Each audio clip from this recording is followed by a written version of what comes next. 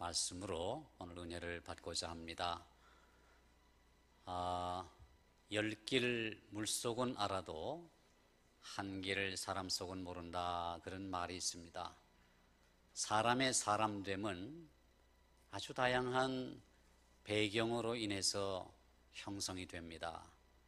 선남선녀가 성장해서 이제 배우자를 찾을 때 1년 혹은 2년 이렇게 사귀고, 저 사람이면 내가 평생을 함께 살아도 좋겠구나, 그런 확신이 생길 때 짝을 맺게 됩니다.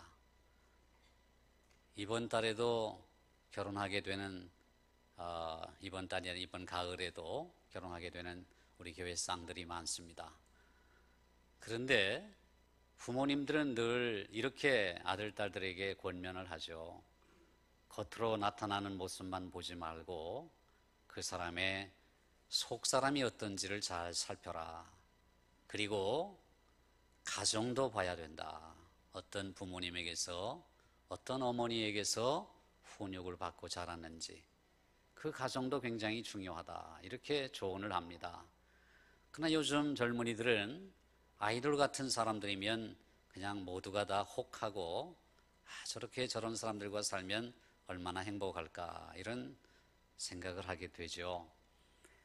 그런데 우리가 정말 저 사람이면 믿음직하겠다, 내가 저렇게 정말 성실하고 열심인 사람하고 살면 하나님께 영광을 돌리며 잘 살겠다 싶어서 결정을 하고 살다 보면, 그렇게 교제하는 기간에 나타나지 않았던 것들이 하나씩 둘씩 나타납니다. 그러면서 속았구나, 내가 사람을 잘못 봤구나, 나 저럴 줄 몰랐어, 저러지 않을 줄 알았는데, 이렇게 후회할 때가 많습니다. 사실 사람의 겉모습이라고 하는 것은요, 그것이 어떤 것이든지, 외모든지 아니면 어떤 부모의 배경이든지 또 살아가는 삶의 환경이든지, 그런 것들은 그 사람의 사람됨의 빙산의 일각에 불과합니다. 겉으로 드러나는 것은 10%밖에 되지 않고 보이지 않는 부분에 있는 것이 90%가 넘는 거죠. 그래서 사람은 진득하게 오래 사귀어봐야 그 본심이 나타나고 사람됨이 나타나게 됩니다. 그런데 평생을 살아도 사람들은 변덕스럽거든요. 아무리 좋은 사람도 때로는 내지 않아야 할 화를 내고 성을 부리고, 그리고 다툼이 일어나게 되는 겁니다. 그러니까 우리가 배우자를 만날 때는 더더욱이 조심해서 만나야 되는 거죠. 어른들의 말이 빈말이 아닌 것입니다. 자라난 환경이 중요하다, 어떤 환경에서 자랐는지가 중요하다, 이것은 결코 흘려들여서는 안 되는 것입니다. 예레미야가 살던 시대에 성경은 예레미야의 배경을 설명하고 있습니다. 예레미야가 어떤 사람인지를 우리에게 가르쳐주고 싶은 거죠. 예레미야 자신이 아마 썼을 가능성이 많습니다. 그럼 예레미야가 자신에 대해서 소개를 하죠. 고향이 어딘가? 요즘 우리도 고향이 어딘가 이렇게 질문하지 않습니까? 고향은 아나돗입니다. 예레미야의 고향은 아나돗. 아나돗이라고 하는 마을은 예루살렘에서 북동쪽으로 약 5km 정도 떨어진 자그마한 마을입니다. 거기는 베냐민 지파의 땅이고 레위인들, 제사장들이 기거하는 작은 동네였습니다. 또 정보가 있죠. 예레미야의 아버지가 누군가? hil기야입니다. 이름이 hil기야. 아버지의 직업은 뭐를 하시는가? 제사장입니다. 예레미야는 제사장의 가정에서 태어났어요. 어머니는 누구신가? 성경은 안 가르쳐 줍니다. 잘 모릅니다. 어머니의 훈육 방식이 과잉 보호형인지 방임형인지 거기에 대해서도 말하지 않습니다. 아버지가 어떻게 그를 키웠는지도 말하지 않습니다. 자, 고향, 아버지 이름 나왔죠. 이름이 예레미야입니다. 여호와께서 세우셨다. 오늘 5절 말씀에 보면 내가 너를 여러 민족의 여러 나라의 선지자로 세웠노라. 하나님께서 예레미야에게 들려주신 그 말씀을 아마 계시로 받았는지 이 아버지 제사장 hilki야는 예레미야가 태어나자마자 여호와께서 세우셨다, 그런 뜻으로 예레미야라고 이름을 지었습니다. 그거 가지고 부족하죠. 예레미야에 대해서 알기로는. 그럼 예레미야가 살던 시대가 어떤 시대인가? 그가 선지자로 부름받았을 때가 성경에 나오는데 요시야 제13년이다. 역사가들은 그 해가 주전 627년이라고 얘기합니다. 예수님 오시기 627년 전에 예레미야가 선지자로 부름을 받았습니다. 그는 언제까지 선지자 활동을 했는가? 역사를 훑어보면 39살에 죽을 병이 걸려서 하나님 앞에 면벽하고 벽을 향하여 정말 무릎을 꿇고 엎드려 하나님 나를 살려주십시오, 이번만 살려주십시오. 하나님께서 그의 기도를 들으시고 15년 수명을 연장받았던 히스기야, 그 히스기야의 아들이 세상에 악하기로 유명한 므낫세 왕입니다. 그리고 므낫세의 아들이 또 세상에 악하기로 유명한 아몬 왕이에요. 그 악하기로 유명한 므낫세 시대에 예레미야가 태어났습니다. 악한 왕을 2번씩이나 겪은 거죠. 므낫세, 아몬. 그리고 아몬의 아들이 그래도 하나님이 이스라엘 긍휼히 여기셔서 어린 시절의 왕이 된 요시야 왕을 세웠습니다. 그 요시야 왕 13년에 예레미야가 20세 초반이었어요. 그때 선지자로 부름을 받습니다. 여호와의 말씀이 그에게 이르되, 이렇게 그를 불러서 선지자로 세워서 선지자 활동을 하게 하죠. 요시야의 개혁운동에 예레미야는 동참을 했고 백성들에게 회개를 촉구했습니다. 요시야의 아들이 3명이 있었는데요, 첫째 아들에게 여호야김에게 왕위가 물러가고 여호야김의 아들인 여호야긴에게 왕위가 물러갔다가 다시 셋째 아들인 시드기야에게로 왕위가 올라갑니다. 그래서 마지막 왕 시드기야 때 예루살렘이 멸망을 당하죠. 바벨론에 의해서. 그때까지 예언 활동을 했다. 그때 예레미야의 나이는 60세가 갓 넘은 시기입니다. 20세 초반에 부름받아서 60세까지 예언 활동을 했으니까 예레미야는 40년 동안 선지자로 살았다. 그의 마지막은 교부들의 글을 읽어보면 다바네스라고 하는 애굽에 가가지고 복음을 전하다가, 하나님 말씀 전하다가 돌에 맞아서 순교했다, 이렇게 기록되어 있습니다. 그것이 예레미야예요.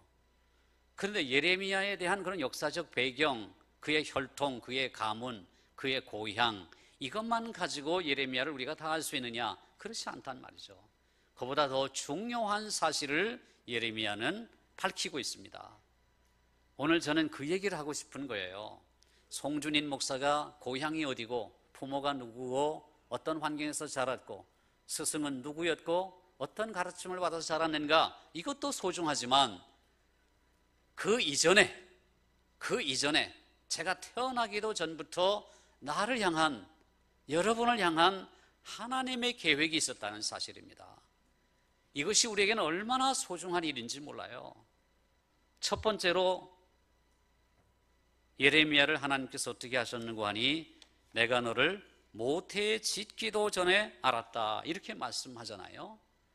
자, 우리가 어디에서 생겨났습니까? 부모에게서 났습니다. 부모가 결혼하지 않았다면 우리가 어떻게 이 세상에 있을 수 있겠습니까? 저는 저희 아버지, 어머니가 결혼을 해서 어머니가 40살, 아버지가 41살 때 제가 태어났습니다. 정말 뒤늦게 태어났죠. 산하제 안 했더라면 저는 세상에 없을 뻔했습니다.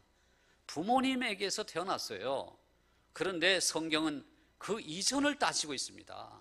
태어나기도 전에, 내가 너를 모태에 짓기도 전에 알았다고 말합니다. 알았다.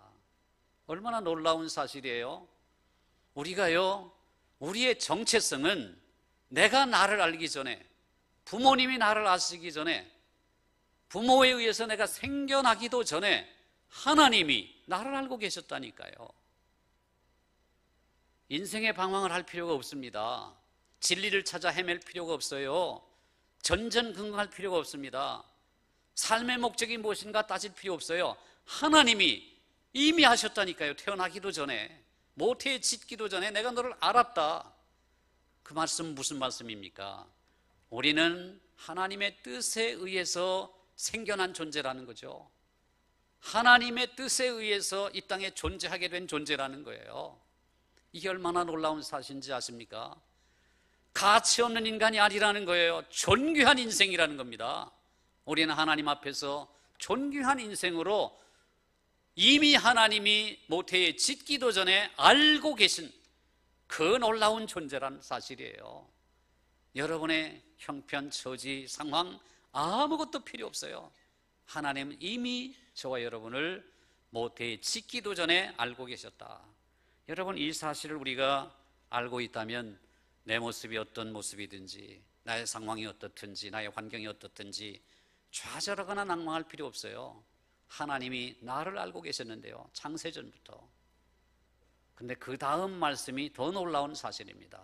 어떤 말씀이냐 하면 네가 배에서 나오기 전에 내가 너를 성별하였다고 말합니다.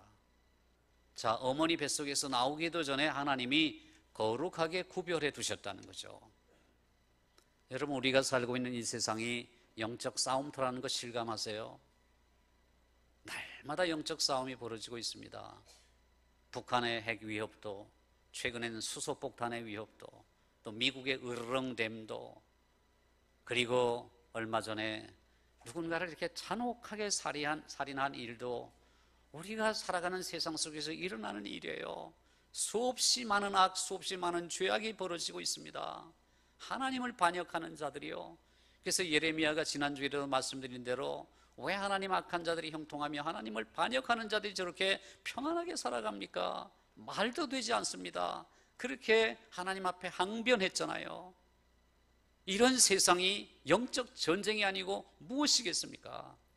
그래서 어떤 신학자는 말하기를 우리가 사는 세상에 어느 한 뼘만한 땅도, 한 뼘만한 공간도 영적 전쟁이 벌어지지 않는 영역은 없다, 그렇게 말했습니다. 우리가 살고 있는 이 땅, 이 세상 어느 한 뼘만한 공간도 영적 전쟁이 벌어지지 않는 곳은 없다. 온 세상 모든 영역이 악과 선의 싸움이며 하나님과 사탄의 결투의 현장입니다. 놀라운 사실은요, 우리가 태어나기도 전에 하나님께서 저와 여러분을 성별하셨습니다. 그 말이 무슨 말인지 아셔요? 거룩하게 구별하셨다는 말은 이 영적 전쟁은 싸움이 벌어지면요, 전쟁이 일어나면 적군과 아군밖에 없습니다. 아군 아니면 적군이에요. 내 편이나 네 편이냐는 거죠. 편 나누기를 하는 겁니다. 지금은 비록 적군이 이기는 것처럼 보일 수도 있어요. 그러나 궁극적인 전쟁의 결말은 선의 승리입니다. 하나님의 승리예요. 여러분, 누구 편 먹겠어요? 우리가 조그만 경기를 하더라도 눈치를 싹 보고 이길 수 있는 팀에 들어가고 싶어 해요. 그렇죠? 하나님은 우리가 모태에서 나오기도 전에 하나님 편에 삼아주셨어요. 그게 성별했다는 뜻입니다. 구별하셨어요. 우리의 조건 따지지 않고요, 어디 보자, 어떻게 잘하는가 보고, 네가 하는 거 보고 내 편 삼을지 저 편 삼을지 내가 결정하겠다, 이렇게 안 하시고 우리가 태어나기도 전에 우리의 모든 조건 따지지 않고 너는 내 편이야 라고 하나님 편에 삼아주셨다니까요. 결말이 뭐예요? 승리예요. 이기는 거예요. 우리는 이기는 전쟁에 하나님 편으로 부름받은 사람들이에요. 이 얼마나 존귀한 일입니까? 이 얼마나 감사한 일이에요. 저는 편먹기 하면요, 상처가 있는 사람이에요. 편먹기. 어린 시절에 남자아이들이 제일 잘하는 스포츠가 뭐예요? 축구죠. 축구 제일 좋아합니다. 시간만 하면 운동장에 나가서 뛰어요. 그래서 저는 체육을 못해가지고 정말 싫어했습니다, 운동을. 제가 못하니까요. 잘하는 게 하나도 없어요, 체육은. 축구 시합을 하잖아요. 우르르 아이들이 몰려가요. 편을 먹어야 되는데 어떻게 갈라요? 제일 잘하는 아이 두 사람이 나와서 가위바위보를 합니다. 제일 잘하는 아이 두 사람이 나와서. 그래서 가위바위보에서 이기면 데려가는 거예요. 이렇게 자기 편에 나는 쟤 하고 데려가고 맨 나중에 남은 사람이 저예요. 아무도 안 데려가요. 불쌍하죠? 아무도 안 데려간다니까요. 그래서 저는 상처가 있어요, 편먹기 하면요. 그래서 홀수가 나왔다 그러면요, 저는요 깍두기예요. 그냥 그냥 가만히 살펴보고 이 편 저 편 살펴보고 이 편이 약간 기울다 싶으면 준이 넌 절로 가라 해가지고 그 약한 편에 제가 들어가서 사람 수 채워주는 거예요. 짝수의 경우는 항상 두 사람이 남죠. 저를 포함해서. 이놈 저놈 그놈이에요. 아무나 데려가도 뭐 상관이 없어요. 아무 도움이 안 되니까. 저는 축구 시합을 하면요 맨날 공격수에는 못하니까 공격은 못하고 맨날 저 뒤에 가서 수비만 보래요. 수비도 잘해야 되잖아요. 제가 서 있는 곳은 항상 구멍이에요. 공격수가 쳐들어오면은 저는 겁이 나서 피해버리니까 들어가 버리는 거죠. 그러니까 서 있으나 마나하니까 누가 데려가겠어요? 편먹기 할 때. 하나님의 나라가 그랬다면 저는 어떻게 했을까? 나는 하나님 나라에서도 찌꺼기가 돼가지고 마지막에 남아가지고 누가 데려가나 노심초사 그렇게 애썼던 그런 사람이 되지 않았을까? 그런데요, 하나님께서 오늘 본문에서 저를 위로해 주셔요. 네가 모태에서 나오기도 전에, 네가 어머니 뱃속에서 나오기도 전에 내가 너를 내 편 삼았다. 내가 너를 내 편 삼았다. 눈물 나잖아요. 나는 못하는데, 할 줄 아는 게 아무것도 없는데 하나님이 내 편 삼았대요. 하나님이 당신 편 삼았대요. 하나님의 편을 삼을 때는요, 뭐 잘하나 못하나 뭐 외모 가진 것 이런 거 따지지 않아요. 그냥 하나님의 거룩하신 그 사랑으로 나를 불러주시고 하나님 편 삼아 주신 거죠. 예레미야의 경우처럼 저도 여러분도 하나님께서 하나님의 거룩한 목적에 의해서 하나님의 일을 하도록 성별하셨는데 그 말은 하나님 편 삼아 주셨다 그런 뜻입니다. 하나님 편 삼아 주셨다. 천국의 드림팀에 가입하게 된 거예요. 저처럼 운동을 못해도 좋아요. 돈이 없어도 좋아요.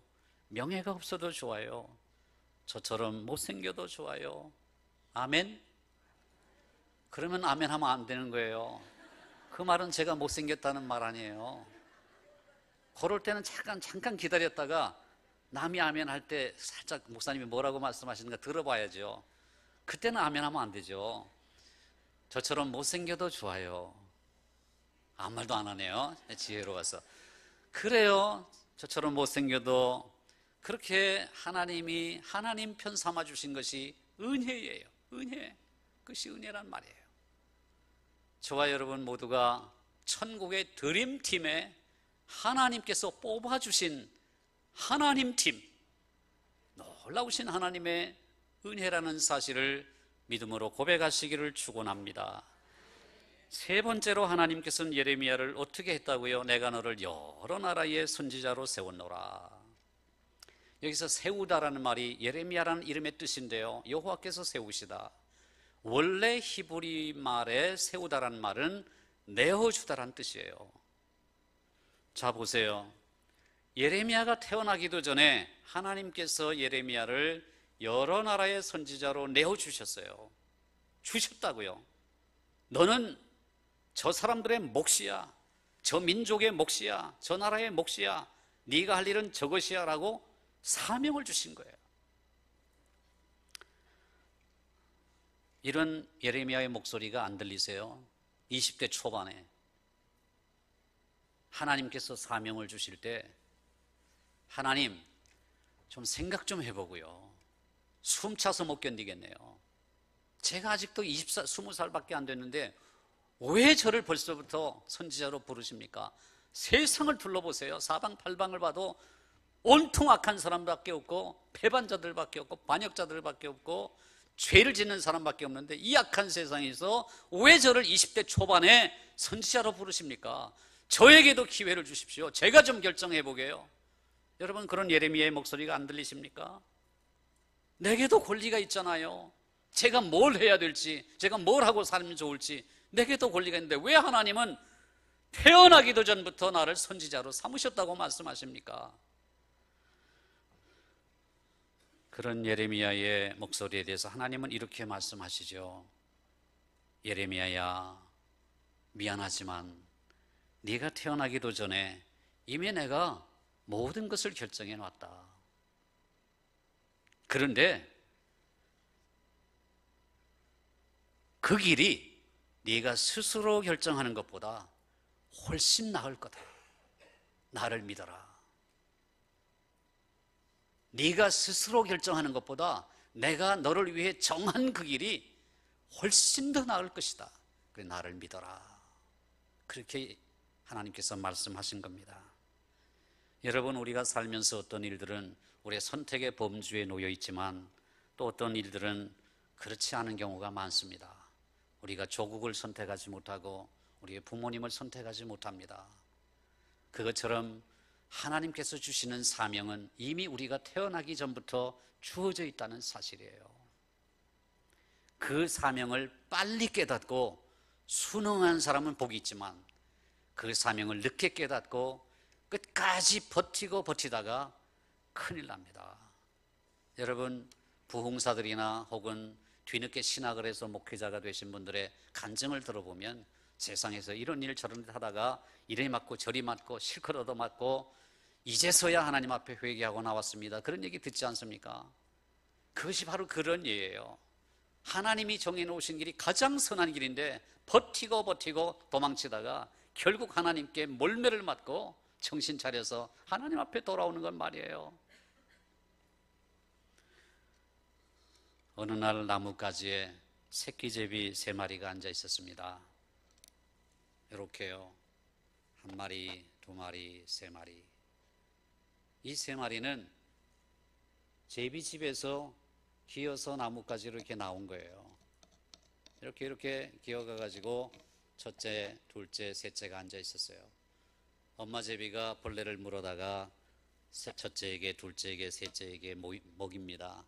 계속 먹여요. 배부르도록 실컷 먹인 후에 이제 엄마 제비가 요 셋째 제비 옆에 앉아가지고 압박을 가하기 시작합니다. 가쪽으로 밀어내기 시작하는 거예요. 톡톡톡톡 쳐서 새끼를 밀어냅니다. 그리고 이쪽 끝에 달린 첫 번째 제비가 떨어지면 죽으니까 이거 큰일 났다. 자꾸 엄마가 밀어제끼는데 엄마 왜 밀어요 하는데 엄마는 한 말도 없이 밀어제낍니다. 첫째 제비가 톡 하고 떨어지는데 이 제비가 살기 위해서요, 생애 처음으로 한 번도 날아본 적이 없는 새끼 제비가 그 뻑뻑한 날개를 힘차게 휘젓기 시작합니다. 이게 웬일입니까? 땅에 툭 떨어질 줄 알았는데 나는 거예요. 이게 얼마나 신나는 일입니까? 그러니 새끼 제비가 신이 난 거예요. 아, 날 수 있구나.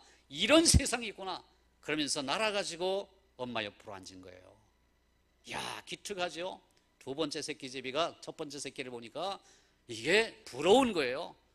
엄마가 자꾸 압박을 하니까 두 번째 새끼 제비도 툭 떨어졌는데 첫째처럼 힘차게 날갯짓을 해가지고 창공을 높이 날아올라서 첫째 제비 옆에 앉습니다. 마지막 1마리 남았죠. 엄마 제비가 계속 말아제낍니다. 안 떨어지려고 버팁니다. 무서우니까요. 그래서 마지막으로 이렇게 발로 가지를 잡고 거꾸로 이렇게 물구나무를 서고 있습니다. 안 떨어지려고. 무서우니까.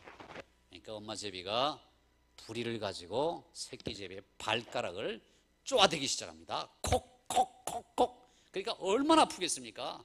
뼈가 부러지는 거니까 새끼 제비가 이게 이러다가 내가 이게 큰일 나겠다 싶어서 매달려 있다가 툭 하고 떨어졌는데 있는 힘을 다해서 이 새끼 제비도 날갯짓을 해가지고 창공을 높이 올라갔습니다. 야, 3마리가 성공을 한 거예요. 모두가 다. 여러분, 이 이야기가 무슨 뜻인지 아세요? 제비는요, 발가락이 있고 그들이 걸어 다닐 수가 있습니다. 근데 그들에게 날개가 있다는 사실을 모르는 거예요.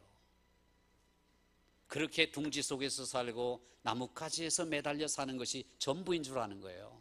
그리고 거기에서 자기가 앞으로 가고 뒤로 가고 둥지에 들어갔다가 나오고 들어갔다가 나오고 이것이 자기가 선택하는 최선의 삶인 줄 아는 거죠. 착각이에요. 하나님은 그 새끼 제비에게 무엇을 정해놓으셨어요? 창공을 날도록 정해놓으신 거예요. 창공을 날도록. 그걸 모르는 거예요, 인간들이. 내가 선택하면 최선이고 내가 선택하면 그 길이 가장 좋은 길인 줄 알지만 하나님이 정하시는 길은 그 길이 아니란 말이에요. 사랑하는 성도 여러분, 하나님께서 우리가 이 땅에서 발붙이고 그냥 보행자들과 달리면서 피곤해하는 삶을 살도록 만드신 것이 아니라 힘차게 날개쳐서요 하나님의 나라를 향해서 비전을 가지고 천국으로 날아오르는 이런 멋진 삶을 하나님이 우리에게 계획해 놓으셨습니다. 언제요? 언제요? 우리가 태어나기도 전에. 사랑하는 성도 여러분, 이렇게 살아서 되겠습니까? 하나님께서 우리를 짓기도 전에 아셨고 모태에서 나오기도 전에 우리를 성별하셔서 하나님 편 삼아 주셨고, 그리고 하나님께서 우리를 사명의 자리에 보내시기 위해서 이미 태어나기도 전에 우리의 사명을 정해 놓으셨다는 사실을 믿음으로 고백하시는 여러분 되시기를 주의 이름으로 축원드립니다. 우리 다 같이 일어나셔서 함께 합심해서 기도하시겠습니다.